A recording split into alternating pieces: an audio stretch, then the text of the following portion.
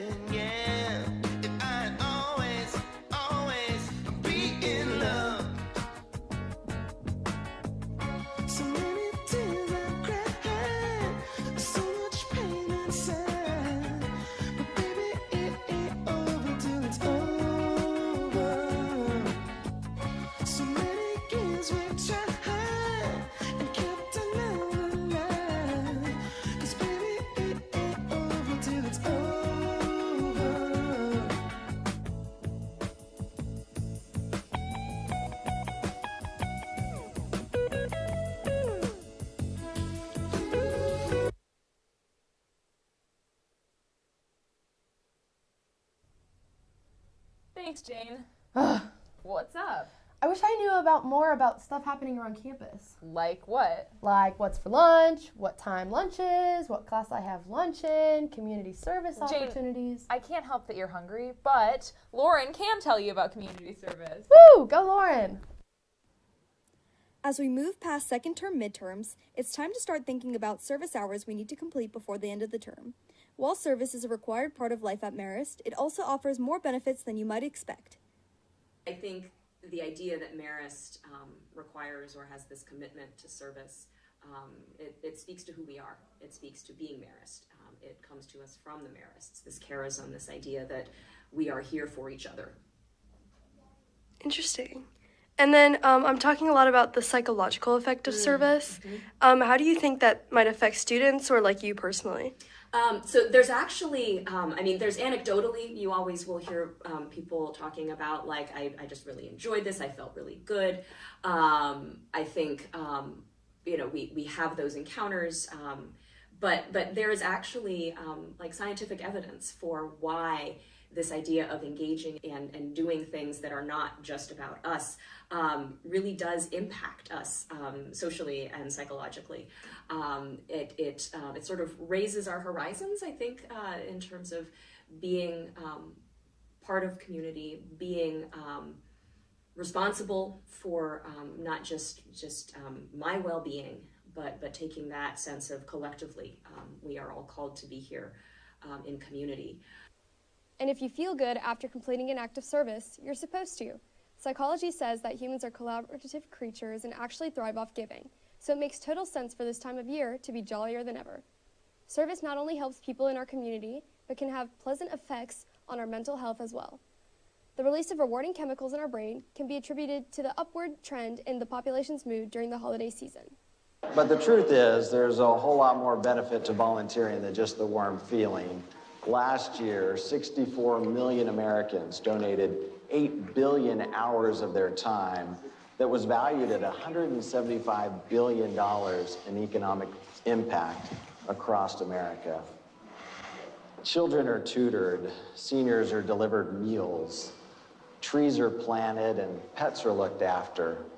Recently, here in our community, individuals were rescued from a hurricane, and comfort was given to families who suffered the tragedy in Sutherland Springs. It's astonishing how powerful our minds are. Now that I know the totally positive effects of service on our moods and lives, I'll be sure to get my hours in not just Christmas time, but all year. This was Marist News with Lauren Greenhill, NBC. Thanks again, Lauren. Golly, I really need to get my service hours done. Jane, those are due soon. I know, but with all the spring activities and the musical, I've been so busy. I totally get it. Winter sports are crushing it, and spring sports are right around the corner. Here's Jack Gould to tell us more.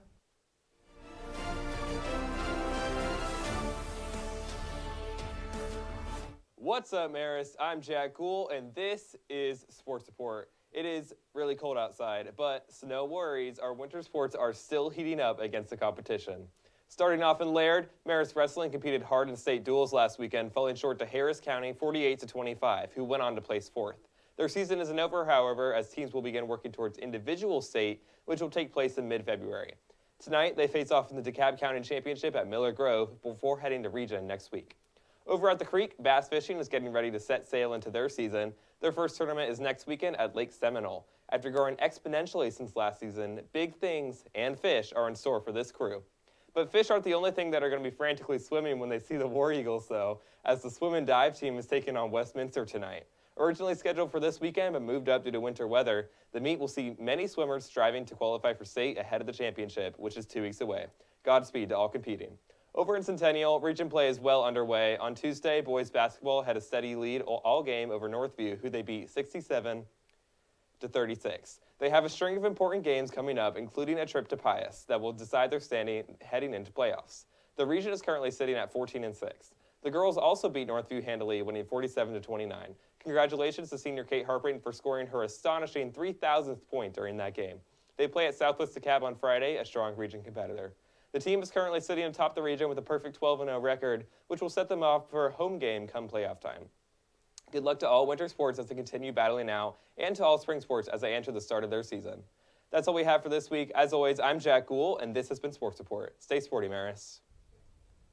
Well, that's all for this week, Marist. Make sure to follow us on Instagram at MaristNBC. This week's poll is a yes or no question. Will we get a snow day? Snow! Okay. Birthday blessings go out to E.G. McClam, Neil Remmer, Sienna Smith, and Senor Perez. Happy birthday. Once again, I'm Jane. I'm Flannery. We'll see you sometime.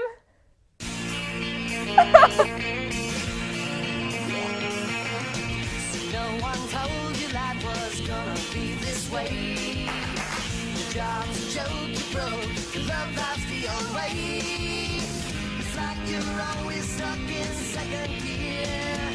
When it hasn't been your day, week, your month, even your year. But I don't mean